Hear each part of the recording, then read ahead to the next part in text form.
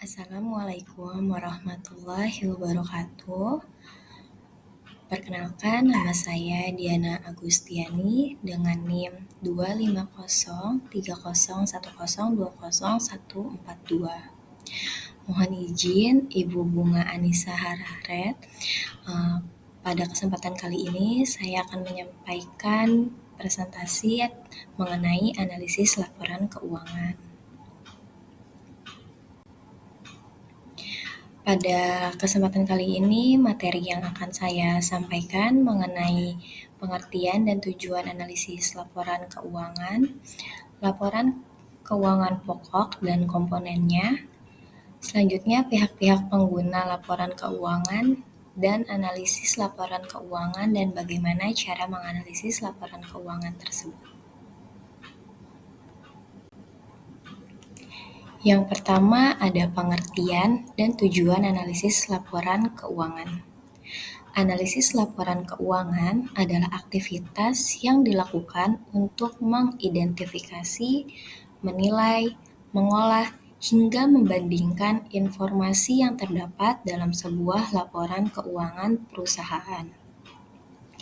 Tujuan dari analisis laporan keuangan ini ada 5, yaitu screening, understanding, forecasting, diagnosis, dan juga evaluation. Yang pertama, screening. Screening merupakan tahap awal dalam analisis laporan keuangan, yaitu dengan menyaring dan juga melakukan seleksi perusahaan yang layak untuk dijadikan objek investasi, kerjasama atau juga merger. Analisis ini dilakukan secara tepat dan umum terhadap laporan keuangan untuk melihat apakah perusahaan memenuhi kriteria dasar yang kita inginkan. Yang kedua ada understanding. Analisis ini dilakukan untuk memperoleh pemahaman yang menyeluruh tentang kondisi dan juga kinerja keuangan perusahaan. Pada tahap ini, analisis laporan keuangan tidak hanya melihat angka, tetapi juga memahami makna di balik data keuangan tersebut. Yang ketiga, ada forecasting.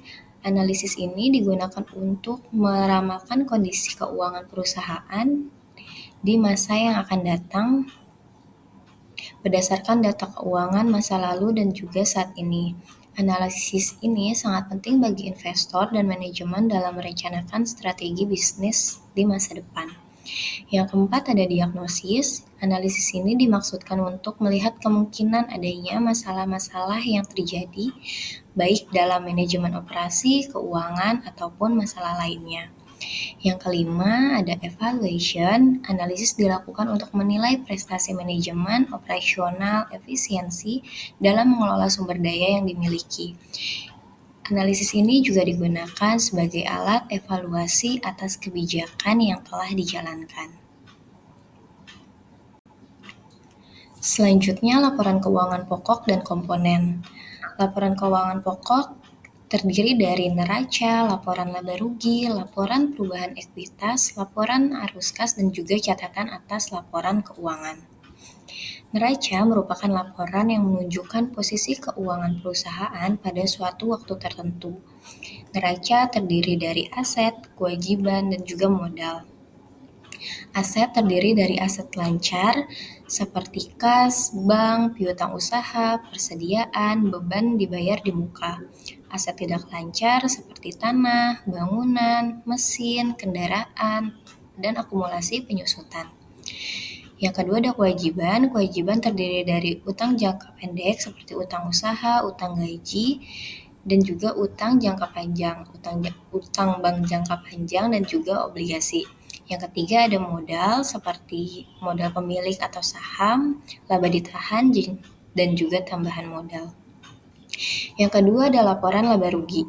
Laporan laba rugi merupakan laporan yang menunjukkan hasil usaha perusahaan selama satu periode, yaitu komponennya terdiri dari pendapatan usaha, harga pokok penjualan, laba kotor, beban operasional, laba operasi, pendapatan atau beban lainnya, pajak, dan juga laba bersih. Yang ketiga ada laporan perubahan ekuitas. Laporan ini menunjukkan perubahan modal perusahaan selama periode tertentu.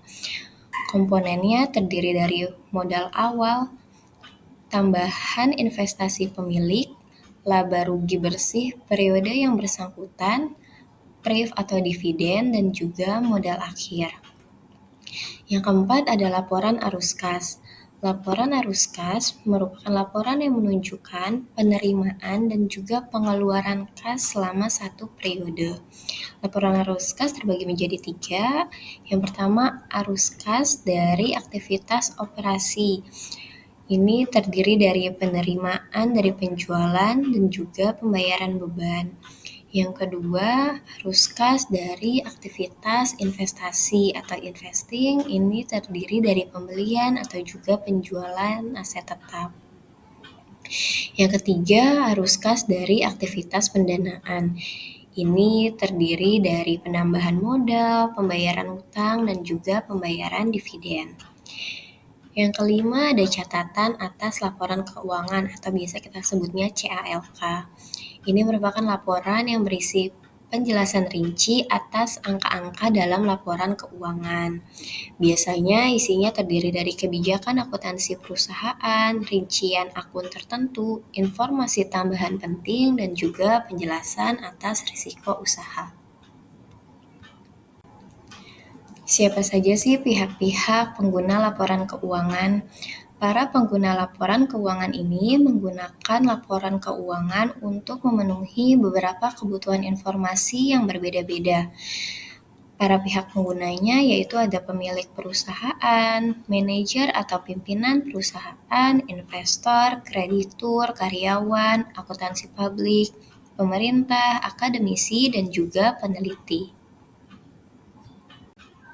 Bagaimana cara menganalisis sebuah laporan keuangan?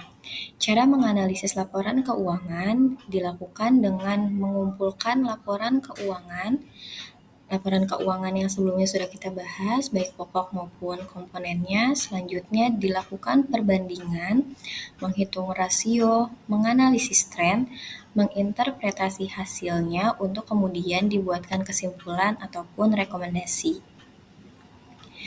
Yang pertama tadi sudah kita bahas, yaitu mengumpulkan laporan keuangan baik pokok maupun komponennya. Selanjutnya menganalisis laporan keuangan. Dalam analisis laporan keuangan ini terbagi menjadi 2, analisis vertikal dan juga analisis horizontal. Analisis ini bertujuan untuk melihat perkembangan kondisi perusahaan dari waktu ke waktu. Yang pertama ada analisis vertikal, merupakan analisis yang dilakukan dengan cara menganalisis laporan keuangan pada satu periode tertentu dengan membandingkan antara pos yang satu dengan juga pos yang lainnya pada laporan keuangan yang sama. Dalam analisis vertikal terhadap neraca, masing-masing pos aktiva dinyatakan sebagai persen dari total aktiva. Masing-masing pos kewajiban dan juga pos ekuitas pemilik dinyatakan sebagai persen dari total kewajiban dan ekuitas pemilik. Sedangkan untuk laporan laba ruginya, masing-masing pos dinyatakan sebagai persen dari total pendapatan ataupun penghasilan. Tujuan dari analisis vertikal ini sendiri yaitu mengetahui struktur keuangan perusahaan, menilai proporsi masing-masing akun, dan juga melihat efisiensi biaya dan juga penggunaan aset.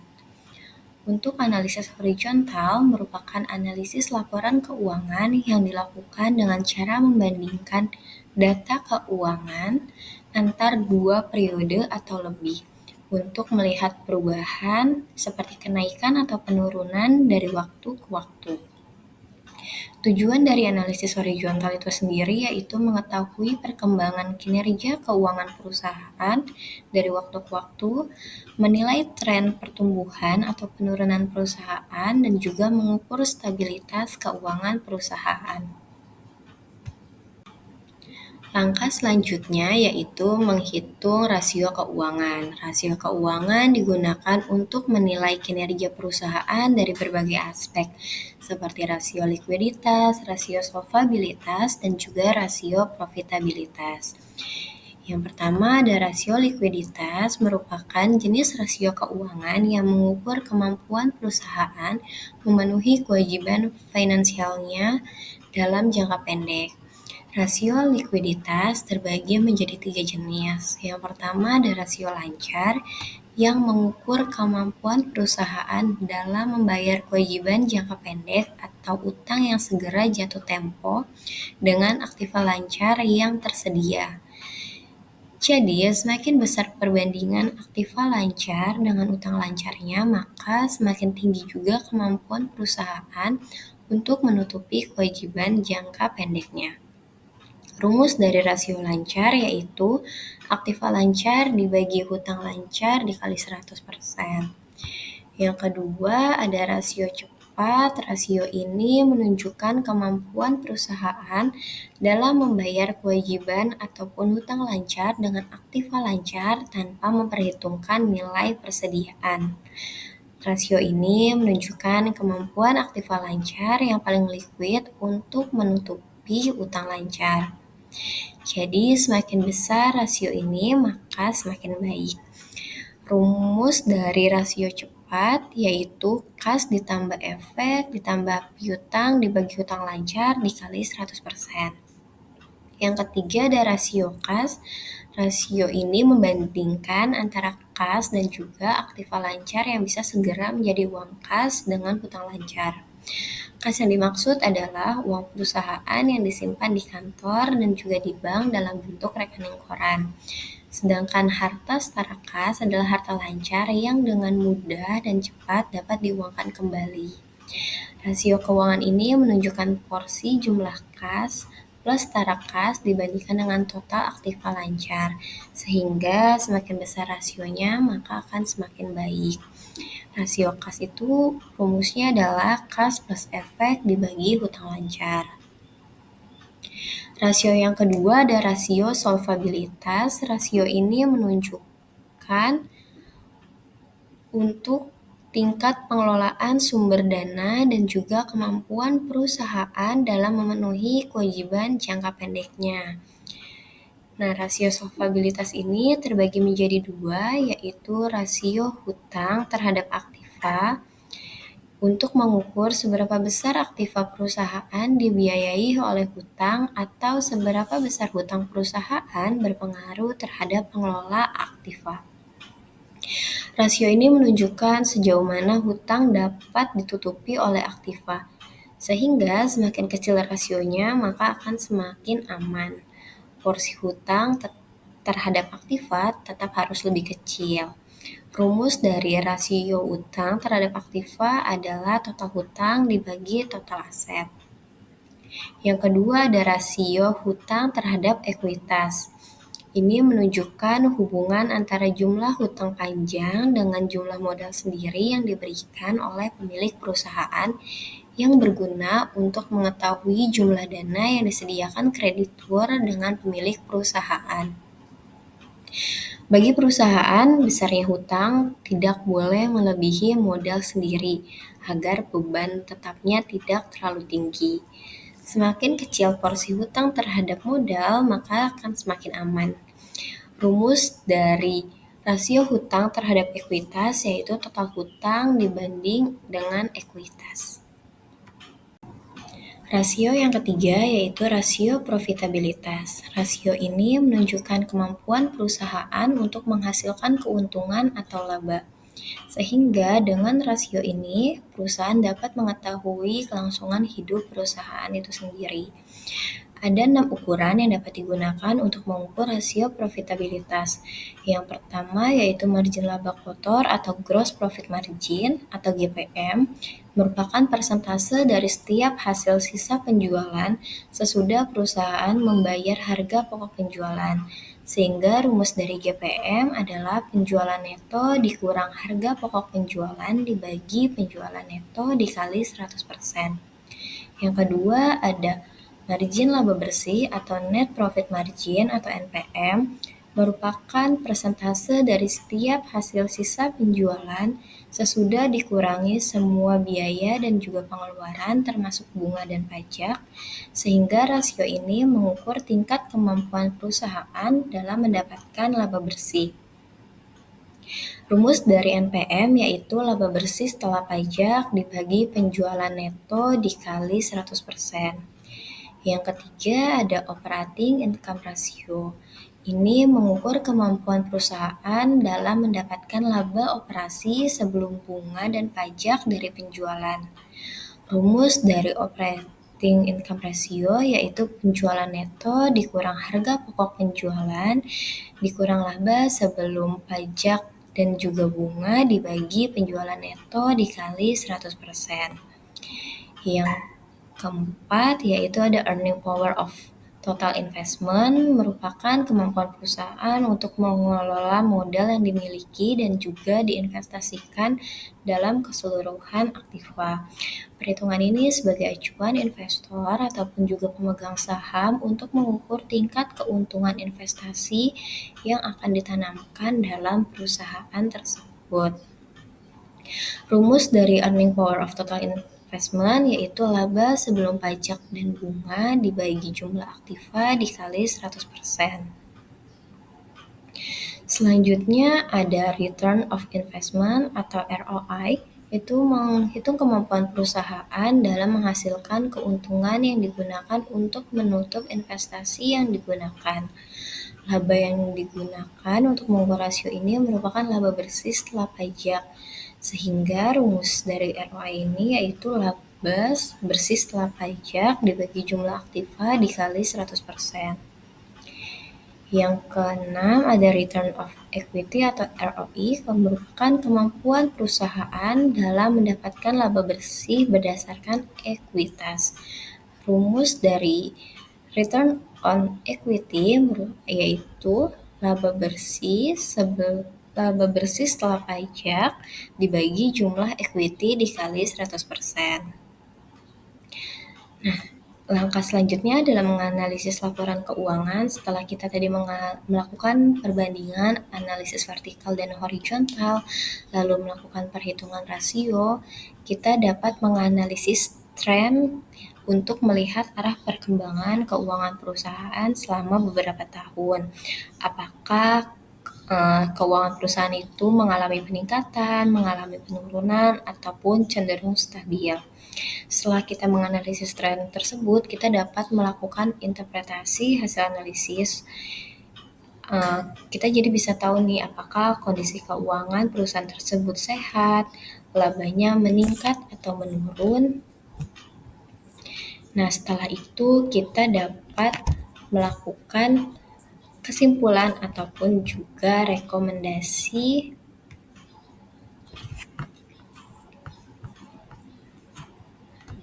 apakah perusahaan tersebut layak atau tidak untuk dilakukan investasi, apakah laporan keuangannya perlu perbaikan ataupun tidak, dan apakah perlu ekspansi ataupun penghematan. Nah, sekian presentasi dari saya. Kurang lebihnya mohon maaf. Assalamualaikum warahmatullahi wabarakatuh. Terima kasih.